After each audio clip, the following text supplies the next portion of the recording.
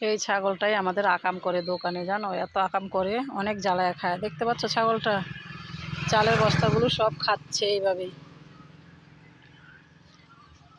ছাগলটা মানুষের, কিন্তু আমাদের না, তাও এরকম আকাম করে। তো বুঝতেই পারছো, ছাগলটাকে দেখো, দেখছো, খুব পাজি, খুব পাজি, দুষ্টু ছাগলটা।